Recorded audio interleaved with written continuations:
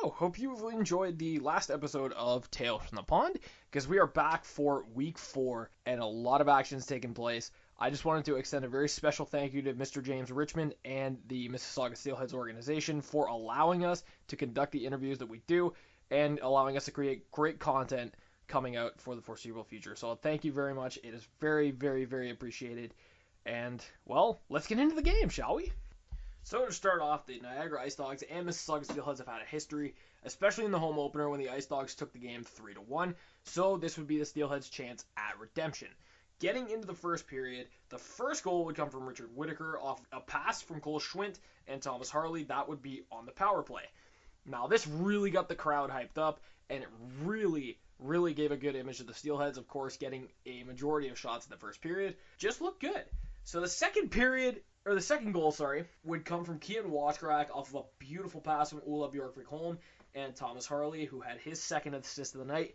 The goal that Washcrack scored was a beautiful top corner snipe, and it really looked good. So the Steelheads were generating offense plenty in the first period, as well as a great amount of defensive plays. Joe Ranger with some clutch saves, and we'll get more into that a little bit later. First period nearly comes to a close, and Duncan Penniman takes a roughing penalty.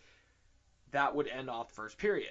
Second period opens up, and Akil Thomas scores off of a pass from Oliver Castleman and Philip Tomasino on the power play. It is now 2-1 for Mississauga. Now, there would be a few penalties taken here and there as well, but the ones that would really matter came at the end of the period, or near the end of the period, from Aiden Pruder, who got a boarding call, and Nicholas Canati, who got a blindside hit that was in Niagara to a 5-on-3. Opening up the third period, Philip Tomasino will get a pass from Akil Thomas and Isaiah Roberts on the power play. It's now 2-2 for both teams. A short while later, Thomas Harley would crack the game and break the tie. Harley gets a pass from Ham on the power play. That would be it. The end of the goals. The Mississauga Steelheads would end up winning 3-2. Now let's talk about it. I really thought that it was a great game. All around, the Steelheads played well. I thought that Joe Ranger had the performance of his life. So there were a lot of great plays tonight, a lot of great quality scoring opportunities. The Steelheads got 50-plus shots off. Joe Ranger turned aside 33 out of 35. It was just an amazing game overall.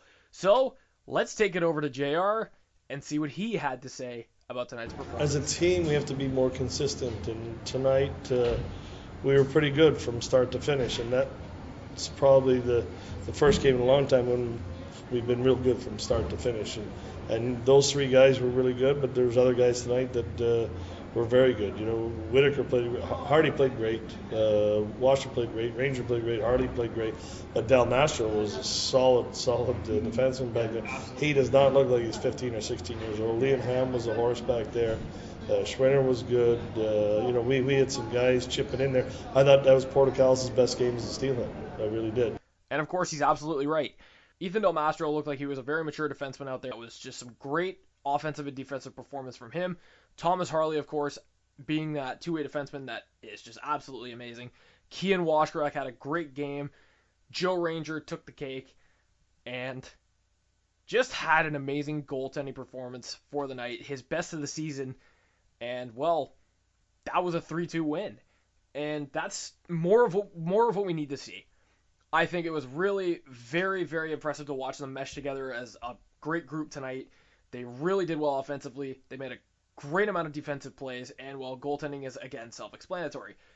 Now, the Mississauga Steelheads have opened up their back-to-back with a 3-2 victory and are going up against the Erie Otters tomorrow night against players like Maxim Golod, Jamie Drysdale, Chad Yetman, and, of course, the rookie Connor Lockhart.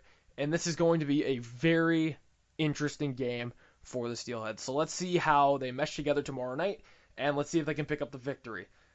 For the next week, I actually will not currently be here, so there will be another episode coming out, a full week of OHL hockey, coming back on the week of November 1st, actually into Halloween.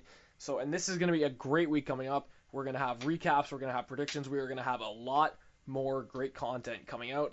So stay tuned for that. In that case, good luck to the Mississauga Steelheads tomorrow night against the Erie Otters. And, well, let's hope to bring home a win. As always, I have been Tyler Rains. Thank you very much for listening. If you haven't already checked out our YouTube channel, please go and subscribe. leave a like, maybe recommend it to your friends, and you can also follow us on Spotify and Apple Podcasts as well. Until then, thank you.